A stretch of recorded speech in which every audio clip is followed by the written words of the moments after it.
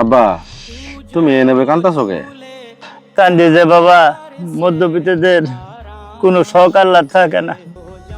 জানিস, তোর ছোট ভাইটা মাদ্রাসা থেকে আসা বলতেছে, আব্বা গরুর গোশত খামু। আমি তো কুরবানি দেবো, আমার সামর্থ্য নাই।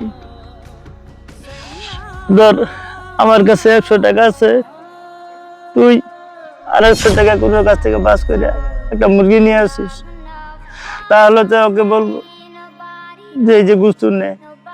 বাবা, নিম্ন মধ্যবিত্তরা তারা মানুষের কাছে চাইতেও পারে না, সইতেও পারে না। তুমি কোনো চিন্তা করো না বাবা, আমি মুরগি নিয়ে আসবো।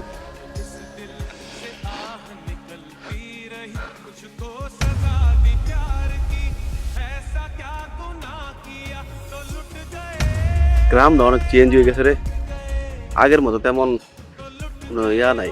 হ্যাঁ বন্ধু। বন্ধু কেমন আছিস? কে কে তুই? বন্ধু মানে চিনলাম না তো তোরে। কে রে? বন্ধু চিনস না? আরে ওই দক্ষিণ পাড়ার বোনের এটা। ও আচ্ছা আচ্ছা, চিনতে পারছি। কি কিছু বলবি নাকি? বন্ধু, তোর সাথে একটা কথা কইতাম, সাইড আইবি? ছাড়ে দেওয়া লাগে লেগে, সব তো আমরা নিজের মানুষই। বল কি বলবি, এনি বল। আসলে বন্ধু, আমরা তো গরিব মানুষ, কুরবানি দিতে পারি না।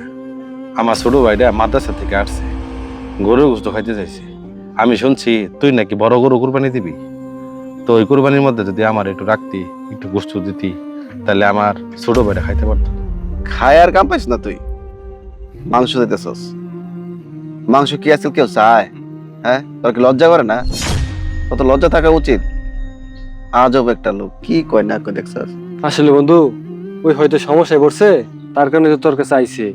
আমি তো ভাবছি তুই বন্ধুত্বের পরিচয়ের জন্য দেখা করতে আসছস, এখন দিদি তুই তোর স্বার্থে লেগে আইছস।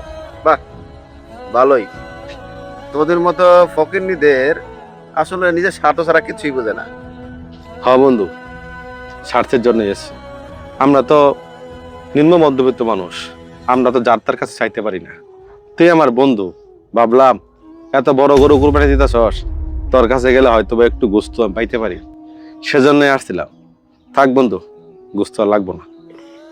থাক বন্ধু, কিছু মনে করিস না, আমার আশাটাই বলছিল। আরে বন্ধু, তুই তো ভুলে গেছিস মনে হয়। এই গরিব ছেলেটাই যখন তোর অ্যাক্সিডেন্ট হয়েছিল, এই ছেলেটা তোর রক্ত দিয়ে বাঁচাইছিল, কিন্তু আজকে সামান্য গুস্তর জন্য তুই তোর এখানে আইছিল। তুই ছেলেটার সেরকম করলি? থাক বন্ধু, আমার গোশত লাগবো না। আমি তোকে আপন ভাবছিলাম, ভাবছি আমি কুরবানি দিই নেই, আমার বন্ধু তো কুরবানি দিছে, সেজন্য ভাবছি যে আমার কষ্টের কথা শুনলে হয়তোবা আমার বন্ধু একটু গোশত দিব, আমার ছোট ভাইকে নিয়ে একটু খাইতে পারবো। কিন্তু তুই যেভাবে অপমান করলি বন্ধু, আমি খুব কষ্ট হয়েছি বন্ধু। থাক বন্ধু, আমার আর গোশত লাগবো না বন্ধু, আমি যাই বন্ধু।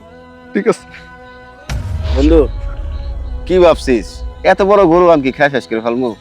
হ্যাঁ শোন, তুই কালকে সকালে আইসা পড়বি, দুই বন্ধু মিলে একসাথে কাজ করবো। তোর যতটুকু মন চায়, যতটুকু লাগে ততটুকু বুঝতে নিস বন্ধু, সমস্যা নাই, তুই আইসা পড়িস। বন্ধু, তোর আমি অনেক হার্ড করে ফেলছি বন্ধু। বন্ধু তুই কিছু মনে করিস না বন্ধু। বন্ধু কান্দিস না বন্ধু। আমাকে তুই ক্ষমা করে দিস বন্ধু, আমি বুঝতে পারিনি বন্ধু।